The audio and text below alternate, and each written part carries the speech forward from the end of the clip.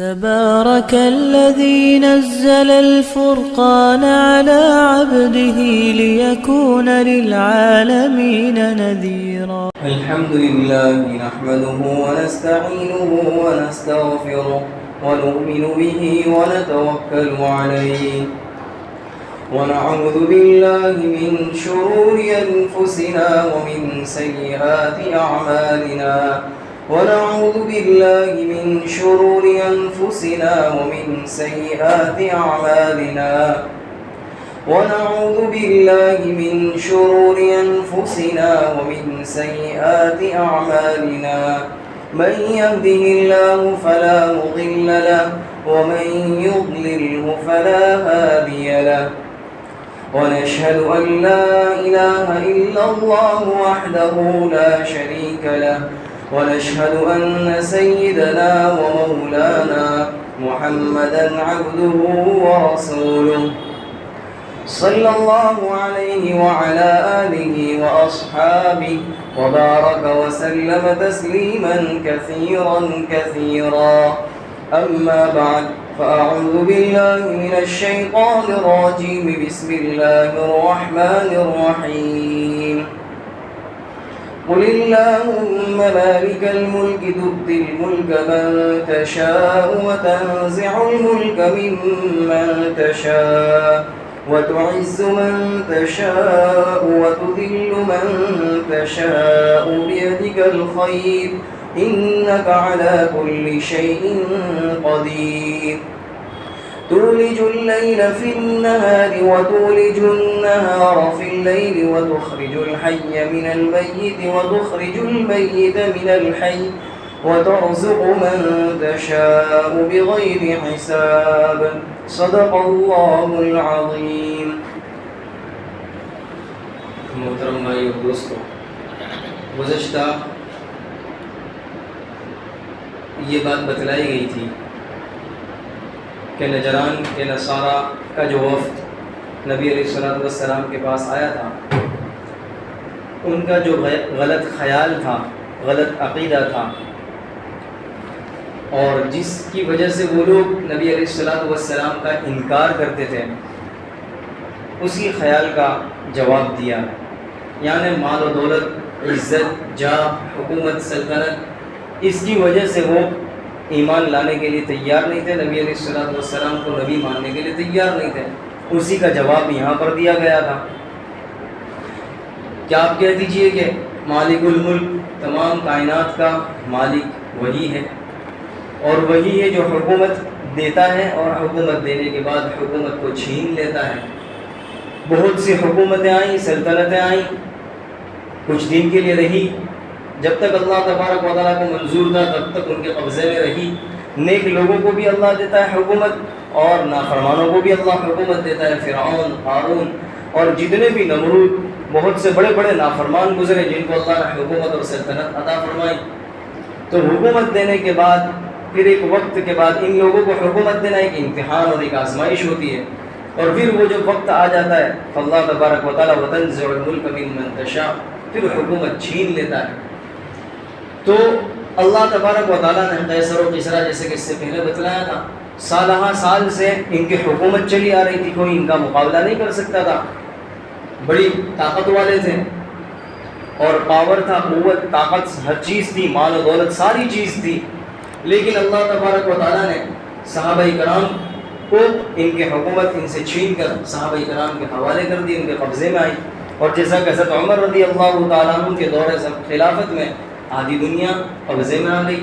تو اللہ تبارک و تعالیٰ بتلانا یہ چاہتا ہے کہ ساری چیزیں اللہ کے قبضے میں ہیں. تم یہ جو سوچ رہے ہو کہ ہم اگر ایمان قبول نہیں کریں گے تو ہم محروم ہو جائیں گے عزت سے، مال و دولت سے، یہ تمہاری غلطی ہے، یہ تمہاری غلط سوچ ہے. عزت دینے والی ذات، حکومت اور سلطنت دینے والی ذات، مال و دولت سے نوازنے والی ذات اور ساری سربلندی اور عزت سے نوازنے والی ذات تو اللہ تبارک و تعالیٰ کی ہے. تو تمہیں تو اس کی طرف نظر کرنی چاہیے، نہ کہ مخلوق کی طرف، اور تمہیں حق بات کو مان لینا چاہیے. اسی طرح جو لوگ بھی اس غلط خیال میں ملوث ہیں، سبھی کو یہ اللہ تبارک و تعالیٰ اس غلط خیال سے نکال رہا ہے. کہ اللہ تبارک و تعالیٰ کی ذات ہے، ساری چیز اس کے قبضے قدرت میں ہے. انسان کو چاہیے کہ اللہ تبارک و تعالیٰ ہی پر بھروسہ کرے، اعتماد کرے، نہ کہ لوگوں کی طرف اس کی توجہ ہو کہ اگر وہ مان جائے گا تو میرا کام ہو جائے گا، اور اگر نہیں مانا تو میری کھڑیاں کھڑی ہو جائیں گی. ایسا انسان کی سوچ ہے. بھائی فلاں کو منوا لو، اگر وہ مان گیا تو اپنا بہت بڑا کام ہو جائے گا، اور اس کی منوانے میں اللہ کی نافرمانیاں کتنی کر بیٹھتا ہے. اور ہو سکتا ہے اللہ تبارک و دل اللہ کے قبضے میں ہے، 2 انگلی کے درمیان ہے، کبھی بھی اللہ تبارک و تعالیٰ پھیر سکتا ہے. آج اس کو منوا رہا ہے لیکن اللہ تبارک و تعالیٰ چاہے گا نہیں مان سکے گا وہ. لیکن جس بندے نے اللہ ہی کو منوا دیا، ساری مخلوق مان جائے گی، آج ہی تو کل مان جائے گی. تو انسان کو چاہیے کہ صرف اس کی نظر اللہ تبارک و تعالیٰ ہی کی طرف ہو. تو اللہ تعالیٰ نے فرمایا وَتُعِزُّ مَن تَشَاءُ وَتُذِلُّ مَن تَشَاءُ، جسے چاہتا ہے عزت دیتا ہے، جسے چاہتا ہے ذلت دیتا ہے. گویا عزت بھی اللہ کے قبضے میں ہے، ذلت بھی اللہ کے قبضے میں ہے.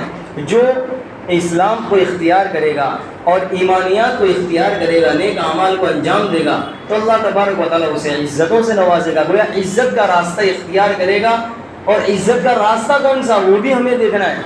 عزت کا راستہ وہ ہے جو اللہ اور اس کے رسول نے بتلا دیا، تو اس راستے کو اختیار کرے گا، اللہ عزت دے دے گا. اور اس راستے کے علاوہ دوسرا راستہ کفر و شرک کا اور دیگر راستے اختیار کرے گا جو ذلتی کے راستے ہیں، تو اللہ تبارک و تعالیٰ اس راستے سے ذلیل کر دے گا. عزت دینا، اب ہم دیکھیں، ہم کئی مرتبہ بظاہر یوں سوچتے ہیں کہ یہ عزت کا راستہ ہے، لیکن وہ عزت کا راستہ نہیں ہوتا، وہ ذلتی کا راستہ ہوتا ہے. اور ہم یہ سوچ کر کہ عزت حاصل ہو جائے گی، اور بجائے عزت کے ذلتی حاصل ہوتی ہے. کیوں؟ اس لیے کہ ہم نے سوچ لیا عزت یہ ہے، اور ہم نے یہ خیال کر لیا کہ ذلتی یہ ہے. لیکن اللہ تعالیٰ نے تو پہلے سے بتلا دیا، اصول بتلا دیا، راستے بتلا دیے. تو ہمیں چاہیے کہ اللہ نے جو عزت کا راستہ دیا ہے وہ عزت والا راستہ اختیار کریں.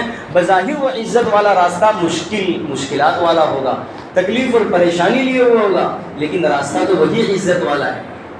تو اللہ تبارک تعالیٰ فرماتا ہے وَتُعِزُّ مَن تَشَاءُ وَتُذِلُّ مَن تَشَاءُ. ایک تازہ مثال دے دیں، تازہ مثال.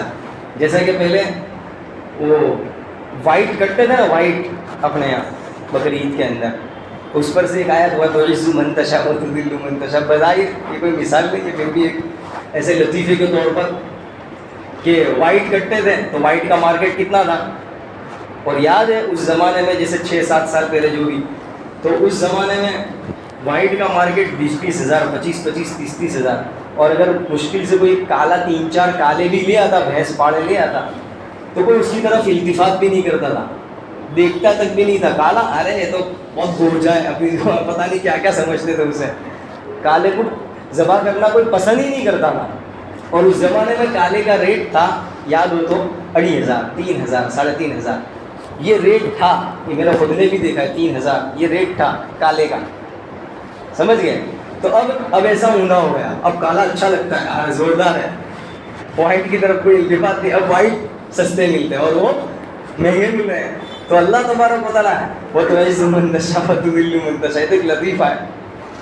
خیر، تو اس اللہ تبارک و تعالیٰ جب چاہتا ہے کسی کو عزت دے دیتا ہے. آج اس کو عزت دی تو کل اس نے جب ناقدری کی اور دوسرا راستہ اختیار کیا تو پھر اسے ذلیل کر دیا.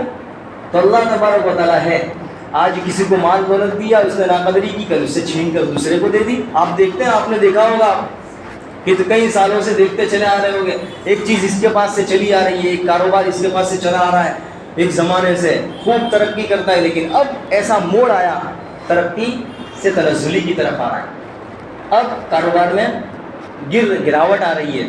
تو یہ سب ہم اپنی آنکھوں سے دیکھ رہے ہیں، اور اس کی وجوہات ہم دیکھ لیں کہ کیا وجہ ہے.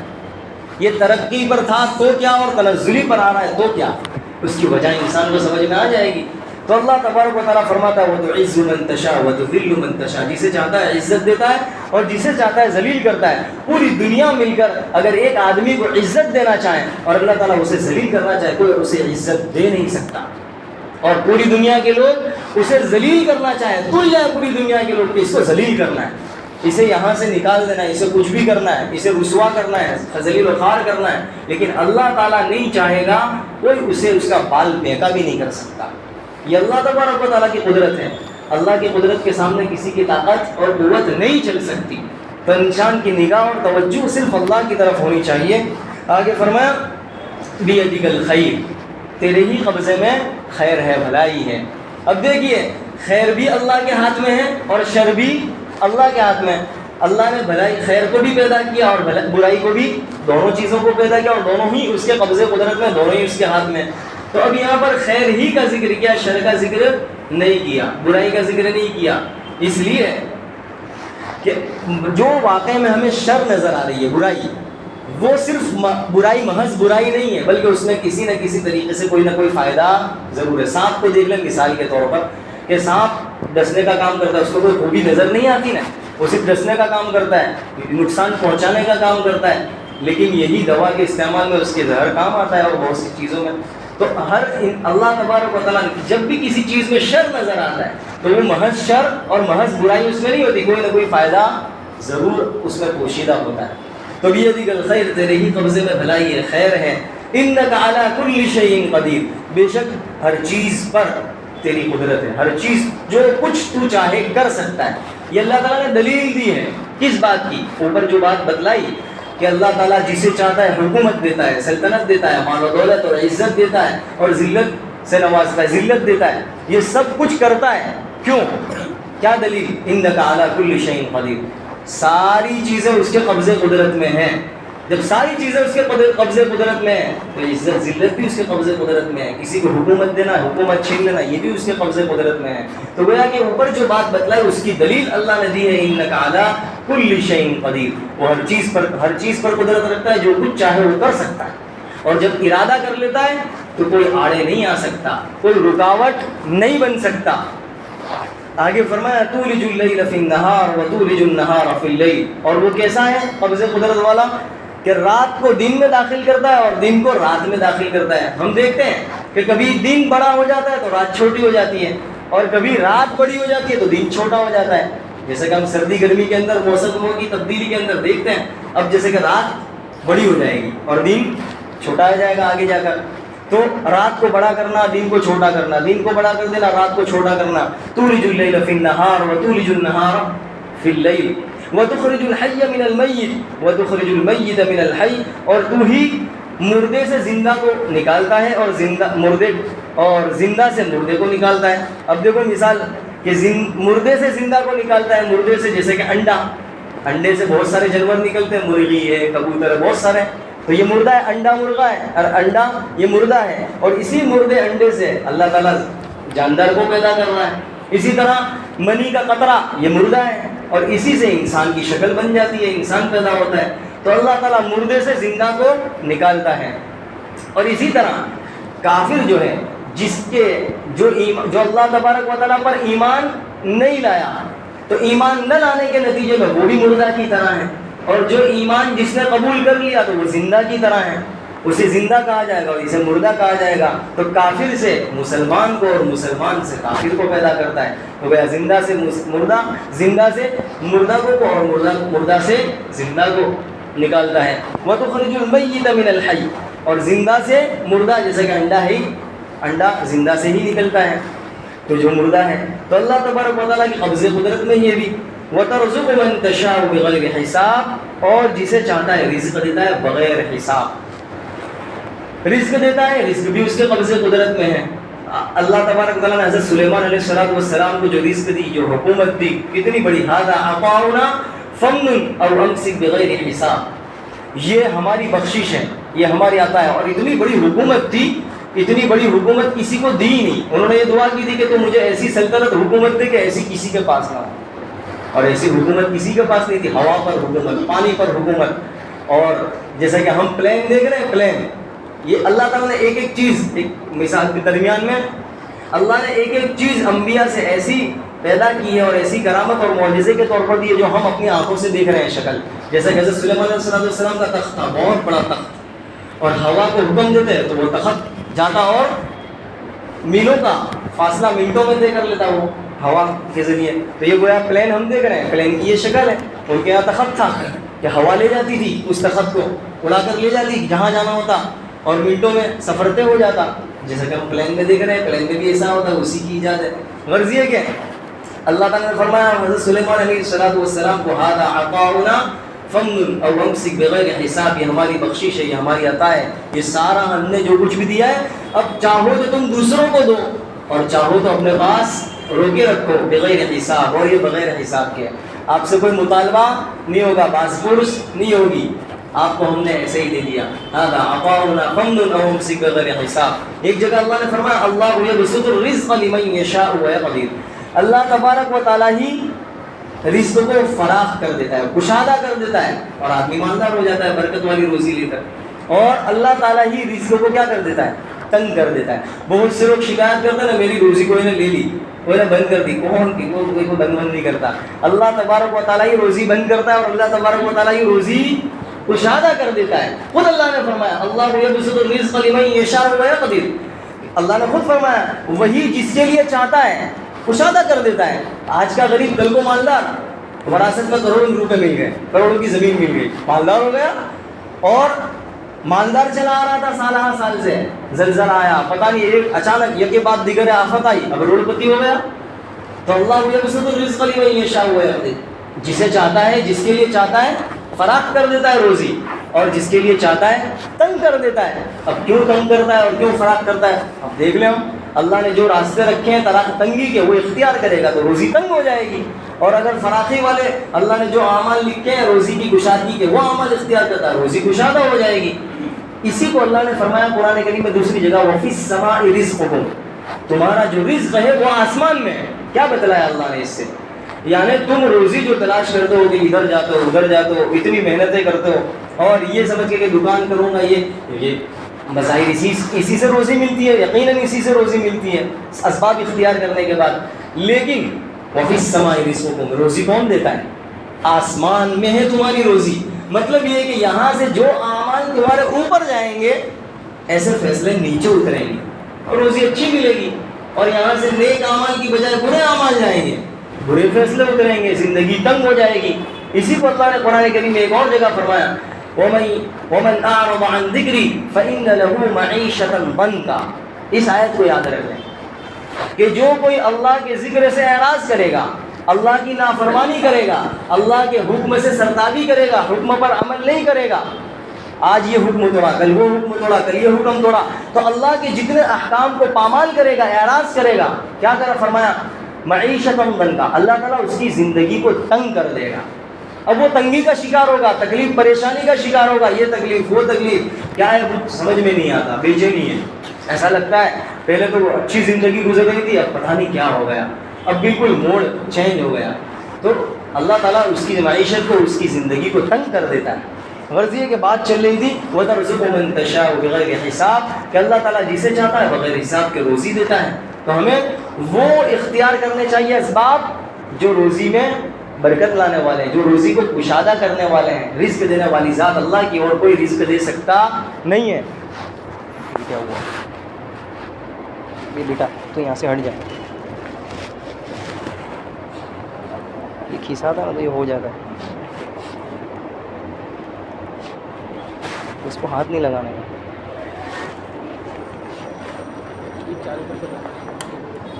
ہلو،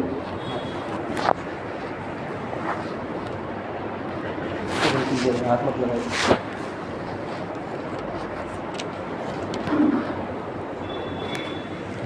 آگے فرمایا لا يتخذ المؤمنون الكافرين اولیاء من دون المؤمنین.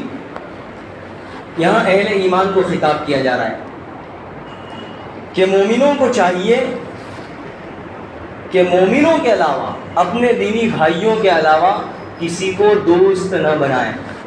دیکھیے یہ ایسا حکم ہے جو شاید ہم نے کبھی سنا بھی نہ ہو، زندگی میں کبھی سنا نہیں ہوگا یہ حکم. اور اللہ تعالیٰ نے یہ ایک آیت نہیں، ابھی جیسے کہ اس کی پوری تفصیل آئے گی کہ دوستی سے کون سی دوستی مراد ہے اور کیا کتنی دوستی کی قسمیں ہیں، وہ سب پورا تفصیل سے آ جائے گا. اور قرآن کریم میں کتنی آیتوں میں اس کا حکم دیا ہے. تو یہ انجانا حکم ہمیں معلوم ہو رہا ہے کہ اللہ فرما رہا ہے کہ مومنوں کو چاہیے کہ کافروں کی دوستی، مومن جو مومن ہیں مومن کے علاوہ کسی سے بھی دوستی نہ کرے. اب کافر کے اندر یہود، نصارہ، مجوسی، مشرکین، یہ سب کے سب جو مسلمان نہیں ہیں وہ سب اس میں داخل ہیں کہ ان کے ساتھ دوستی نہ کریں. کیوں نہ کریں؟ ان کا پروپیگنڈا کا الگ ہے، قرآن کریم سے ٹکرا رہا ہے، قرآن کریم سے بالکل مخالف جا رہا ہے، اور وہ کفر کو، شرک کو، اپنے مذہب کو برتری چاہتے ہیں، اپنے مذہب کا غلبہ چاہتے ہیں، کفر شرک کا غلبہ چاہتے ہیں، اور اپنے مخالف جو مذہب ہے اس کو ختم کرنا چاہتے ہیں، اسلام کو، مسلمانوں کو ختم کرنا ہے۔ گویا کہ دونوں کا پروپیگنڈا کا الگ ہے۔ اور اسی طرح جب اللہ، جیسے کہ اوپر بتلایا، جب ساری چیزیں، ساری کائنات اللہ تبارک و تعالیٰ کے قبضے قدرت میں، جیسا کہ اوپر بتلا دیا، ساری چیزیں اللہ کے ہی قبضے قدرت میں ہیں، عزت، جاہ، مال و دولت، ساری چیزیں، حکومت، سلطنت، اور تو جو مسلمان ہیں، جو صرف اور صرف اللہ تبارک و تعالیٰ پر بھروسہ کرنے والے ہیں، جو صرف اللہ تبارک و تعالیٰ پر یقین کرنے والے ہیں اور توکل کرنے والے ہیں، اور انہیں پورا کا پورا بھروسہ اللہ تبارک و تعالیٰ پر ہے، تو یہ ان کی شان نشان نہیں ہے کہ وہ کسی کافر کو وہ دوست بنائیں اور مسلمان پر دوست بنانے میں اکتفا نہ کریں، اور وہ دوسروں کو دوست بنائیں، دلی دوستی ان سے قائم کریں، ان سے دلی محبت قائم کریں، جیسا کہ ابھی آگے آ رہا ہے۔ تو یہ ان کی شان نشان نہیں ہے۔ اس آیت کریمہ کا شان نزول یہ ہے، عبداللہ ابن ابی، یہ بہت بڑا منافقوں کا سردار تھا، اور اس کے جو ساتھی تھے وہ، جیسا کہ اس سے پہلے بھی کچھ دن پہلے تفصیل سے بتلایا تھا کہ عبداللہ ابن ابی نے کیوں منافقت اختیار کی تھی، اور اسے بھی چونکہ سرداری ملنے والی تھی، تو نبی علیہ السلام آ گئے مدینہ منورہ میں، تو آپ کے آنے کی وجہ سے اس کی سرداری چلی گئی۔ فرض یہ تفصیلی واقعہ اپنی جگہ۔ تو اس نے منافقت اختیار کی کہ زبان سے تو اپنا آپ کو مسلمان کہتا تھا، اور دل سے وہ منافق تھا، دل میں تو کفر چھپائے ہوئے تھا، لیکن زبان سے اپنے اسلام کا اظہار کرتا تھا تاکہ لوگ اسے مسلمان سمجھیں۔ تو یہ اور اس کے ساتھی جو منافق تھے، یہ زبان سے اسلام کا اظہار کرتے، دل سے کفر کو چھپاتے تھے، اور یہود و نصارہ اور مشرکین سے ان کا تعلق تھا، گہرا تعلق تھا، دلی دوستی تھی، اور ان سے دوستی کرتے تھے، اور یہاں کی بات جو مسلمانوں کی پرائیویٹ اور راز کی بات وہ وہاں تک پہنچا دیا کرتے تھے، مشرکین کو اور مکہ والوں کو، اور اسی طرح یہود و نصارہ کو۔ یہ اس طرح یہاں کی گویا کہ مخبری کرتے، اور اپنی زبان میں یوں کہ وہ بوگس پڑی کرتے، سمجھ گئے، مخبری کرتے اور اپنی زبان میں بوگس پڑی، پکی دھڑیا پڑی زبان میں بوگس پڑی کرتے تھے۔ تو یہ کام ان کا تھا، اور یہاں، اور یہ دل سے ان کی امید یہ تھی اور دل سے چاہتے تھے کہ یہاں کے جو مسلمان ہیں، نبی علیہ السلام اور آپ کے چاہنے والے ہیں، یہ سب کے سب مغلوب ہو جائے اور اسلام ختم ہو جائے، تاکہ یہ سب طرف باتیں پہنچا کر پروپیگنڈے اس طرح کیا کرتے، یہی ان کا کام تھا، یہ کر کے، اور ان کا کام مقصد یہ تھا کہ یہ سب ختم ہو جائیں، اور دل سے امید رکھتے تھے کہ ہاں مشرکین کے غالب آ جائیں گے، غلبہ پا لیں گے۔ اور تو اللہ تبارک و تعالیٰ نے یہ آیت کریمہ نازل فرمائی، لا يتخذ المؤمنون الكافرین اولیاء من دون المؤمنین، کہ اس طرح جو سچے پکے مومن ہیں انہیں یہ ایسا نہیں کرنا چاہیے کہ وہ اس طرح یہ عمل اختیار کریں کہ کافروں سے اور یہود و نصارہ سے دلی دوستی رکھیں اور صرف مسلمانوں کی دوستی پر اکتفا نہ کریں، یہ ایسا نہ کریں۔ لا يتخذ المؤمنون الکافرین اولیاء من دون المؤمنین۔ دوسرا شان نزول، دوسری آیت کہ بعض صحابہ کرام جو انصاری تھے، تو کچھ یہودی تھے، ان کا تعلق بعض انصاری صحابہ کرام سے تھا، ان سے تعلق تھا، دوستانہ تعلق تھا، اور وہ جو یہودی تھے وہ یہ چاہتے تھے کہ ان مسلمانوں کو ان کے دین سے پھیر دیں، ان کے دین سے پھیر دیں، یہ چاہتے تھے وہ، اسی لیے انہوں نے دوستیاں قائم کی تھی۔ تو کچھ صحابہ کرام نے ان انصاری صحابہ کرام کو جو کچھ تھے انہیں سمجھایا کہ تم ان سے دوستی نہ کرو، ان سے تعلق، ان سے گھل مل کر نہ رہو، منع کیا، لیکن وہ نہ مانے، تو اس پر یہ آیت کریمہ نازل ہوئی جس میں سختی سے منع کر دیا گیا کہ بالکل یہ تمہارے لیے شان نشان نہیں ہے، تمہارے لیے جائز نہیں ہے۔ اب دیکھیے، یہ ایک نہیں، اللہ تبارک و تعالیٰ نے کئی ایسی آیتیں جس میں اللہ تبارک و تعالیٰ نے منع کیا ہے دوستی کرنے سے، دلی دوستی کرنے سے، ان کا اپنا رازدار بنانے سے، اور اس طرح بھروسہ کرنا جیسے ایک مسلمان دوسرے مسلمان پر بھروسہ کرتا ہے، اور اس طرح دوستی کرنا جیسے ایک مسلمان دوسرے مسلمان سے دوستی کرتا ہے، اس طرح کرنے سے آپ منع فرمائیں۔ یا ایھا الذین آمنوا لا تتخذوا عدوی وعدوکم اولیاء تلقون الیہم بالمودۃ وقد جاءکم، یعنی اللہ تبارک و تعالیٰ نے اس آیت کریمہ میں جو سورہ 28 پارہ ہی کے اندر ہے، جس میں اللہ تبارک و تعالیٰ نے منع فرما دیا کہ اے ایمان والو، تم میرے دشمن کو اور صرف ایسا نہیں ہے کہ میرا ہی دشمن ہے، وہ دشمن تمہارا بھی ہے، اور تم میرے اور تمہارے دشمن کے ساتھ دوستی نہ کرو، دوستی کے تم پیغام نہ کرو، اور تم دوستی کے پیغام میں بڑا تفصیلی واقعہ ہے یہ بھی، میں تو صرف اشارہ کر رہا ہوں، تم دوستی کا پیغام بھیج رہے ہو، حالانکہ وہ تو حق بات کا جو تمہارے پاس حق آیا اس کا انکار کرنے والے ہیں۔ اور یہ کیسے لوگ ہیں؟ یخرجون الرسول وإیاکم ان تؤمنوا باللہ ربکم، یہ تو رسول کو بھی نکالتے ہیں، اور صرف رسول کو نہیں، تم کو بھی نکال رہے ہیں تمہارے وطن سے، ملک بدر کرنا چاہتا ہے، گھر واپسی، یوں کہنا چاہتے ہیں تم نکل جاؤ یہاں سے، تمہارا یہاں بسیرا نہیں ہے، یہاں سے نکل جاؤ۔ تو یہ تو اس طرح کے لوگ ہیں، ان سے دوستی کسی حال میں نہیں ہو سکتی۔ یا ایھا الذین آمنوا، ایک جگہ فرمایا لا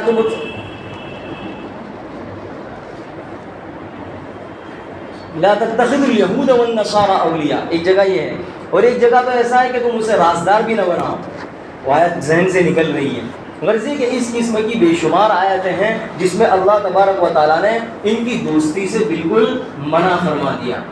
اب ظاہر ہے دوستی کی ایک وجہ تو سب سے پہلے یہ دیکھ لیں جو قرآن نے بتلائی، عدوی وعدو، یہ ایک سچا پکا مسلمان جس کو اللہ پر بھروسہ ہے، جس کو اللہ پر اعتماد ہے، جس کو اللہ نے اسے ایمان کی دولت اور بے شمار دولتیں عطا فرمائی، اور اللہ اس کا سمجھو کہ وہ محسن ہے اللہ، تو ایسے محسن اعظم کا اگر کوئی دشمن ہو تو پھر وہ اس کے ساتھ بھی دشمنی ہی رکھے گا، اس پر ایمان رکھنے والا، اللہ پر ایمان رکھنے والا، اللہ کا جو دشمن ہوگا تو اس کے ساتھ بھی اس کی دشمنی ہوگی۔ آج آپ دیکھ لیں، اگر مان لو کہ ماں ہے یا باپ ہے اور باپ کا کوئی دشمن ہے تو بیٹا بھی کیا کرے گا؟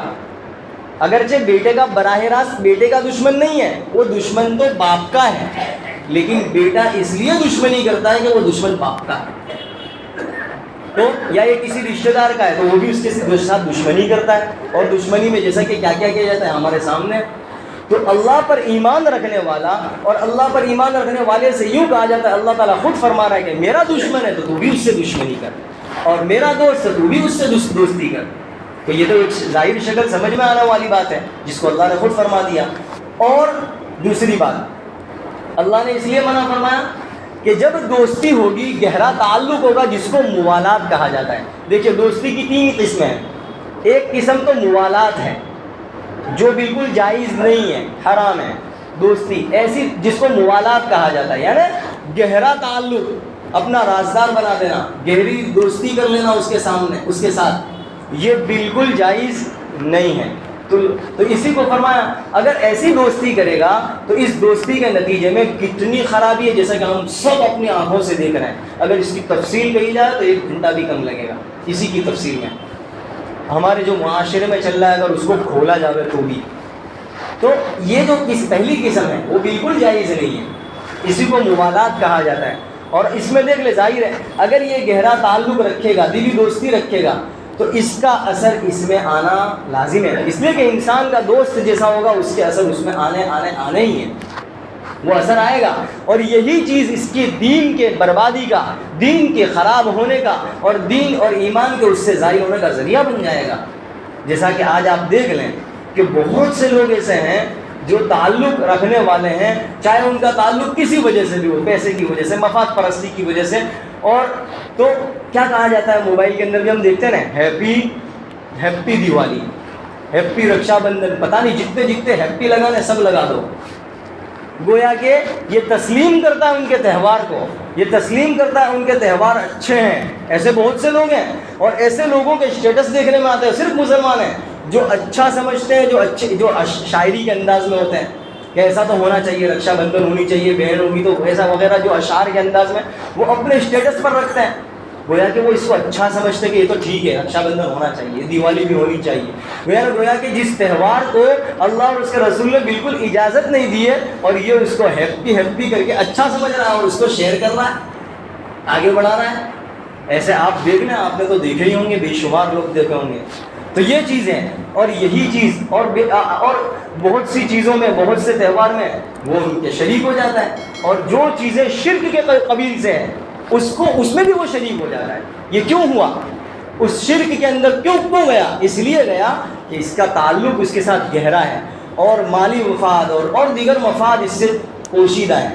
اس کی وجہ سے وہ اس کے ساتھ ایسا گل مل گیا کہ ایمان کے جو احکام ہیں اس سے پیچھے ہٹ رہا ہے اور کفر اور شرک کی طرف آگے بڑھ رہا ہے.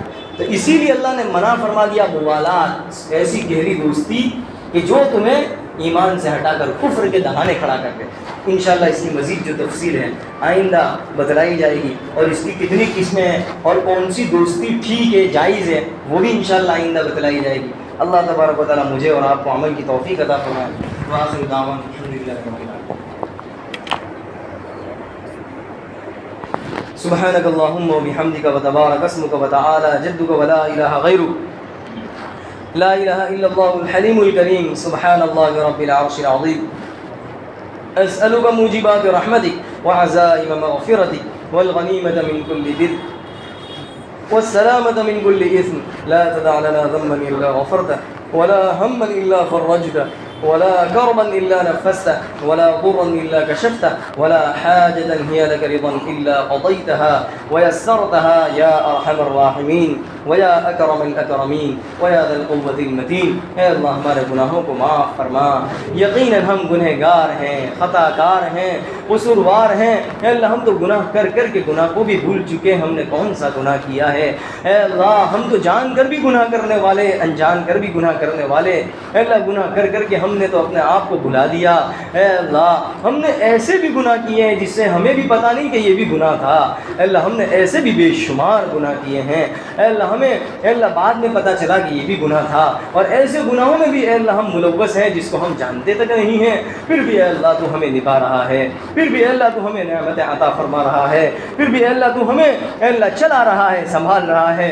اے اللہ تیرا یہ فضل و کرم ہے. اے اللہ اگر تیرا فضل و کرم نہ ہوتا، اے اللہ تیرا احسان نہ ہوتا تو اے اللہ ہم اس زمین میں رہنے کے بھی قابل نہ ہوتے. اے اللہ یہ تیرا فضل و کرم تھا کہ تو ہمیں ان نافرمانیوں اور گناہوں کے باوجود اے اللہ اس کثرت سے گناہوں اور نافرمانیوں کے باوجود تو ہمیں مسجد کی طرف لے آ رہا ہے. اے اللہ ہمیں نماز پڑھنے کی توفیق دے رہا ہے. اے اللہ ہمیں تلاوت کی توفیق دے رہا ہے. اے اللہ گناہ کر اے اللہ گناہ تو ایسی چیز ہے کہ اس گناہ کے نتیجے میں اے اللہ نیکیوں کی توفیق سلب کر لی جاتی ہے. اے اللہ تیرا احسان ہے، یہ تیری توفیق، تیری شامل حال ہے. اے اللہ ہم ٹوٹی پھوٹی عبادتیں کر لیتے ہیں. اے اللہ ہم مسجد میں آ جاتے ہیں، نماز پڑھ لیتے ہیں، تلاوت کر لیتے ہیں، یہ صرف تیری توفیق ہے. اے اللہ ورنہ ایسے بہت سے بندے ہیں اے اللہ جنہیں سالہ سال سے کوئی مسجد میں آنے کی توفیق تک نہیں ہوئی. اے اللہ سالہ سال سے انہوں نے قرآن کریم کے اے اللہ چہرے کو بھی نہیں دیکھا، قرآن کریم کی آیت پڑھنے کی بھی توفیق نہیں ہوئی. سالہ سال سے وہ تجھ سے دور ہیں، تیری نعمتیں کھا رہے ہیں، تیرا کھا کر اے اللہ تیری ہی نافرمانی میں مبتلا ہے، تیرا کھا کر تجھ ہی سے دور ہیں. اے اللہ یہ صرف تیرا احسان ہے، ہمارا بھی کوئی کمال نہیں ہے. اے اللہ ہم اس قابل بھی نہیں، ہم اس لائق نہیں کہ ہمیں تجھ یہاں پر آنے کی توفیق دیتا. یہ صرف تیرے اے اللہ تیرا احسان تھا. اے اللہ ہم اے اللہ اس کا شکریہ ادا کرتے ہیں. اے اللہ تو نے ٹوٹے پھوٹے اعمال کی توفیق دے دی، بس اسی کو قبول فرما لے. اور اے اللہ مزید آئندہ کرنے کی ہمیں توفیق عطا فرما، مزید نیکی کی کرنے کی توفیق عطا فرما، مزید نیکی کے اعمال انجام دینے کی توفیق عطا فرما. بے شک ہے اللہ یہ قانون ہے کہ دنیا تو لات مارنے سے بھی مل جاتی ہے، جتنی ٹھوکریں جتنی لات مارو جتنا دور بھاگو تب بھی وہ اللہ سائے کی طرح ہے کہ سایہ انسان کے ساتھ لگا رہتا ہے. یہ رزق بھی انسان کے ساتھ لگا ہوا ہے. یہ دنیا تو مل کر رہے گی، کافر کو بھی مل جاتی ہے، لیکن اے اللہ دین اور ایمان ہر کس و ناقص کو نہیں دیا جاتا. جو نہ منہ موڑتے ہیں انہیں نہیں دیا جاتا. اے اللہ جو نافرمانی کرنے والے انہیں نہیں دیا جاتا. اے اللہ ہمیں تجھ سے قریب کرنے والے اعمال میں لگا دے، تیری محبت پیدا کرنے والے اعمال میں لگا دے. اللہ تجھ سے دور کر دے، مسجد سے دور کر دے، نیک اعمال سے دور کر دے. اللہ اس سے ہماری پوری حفاظت فرما دے، اس سے پوری حفاظت فرما دے.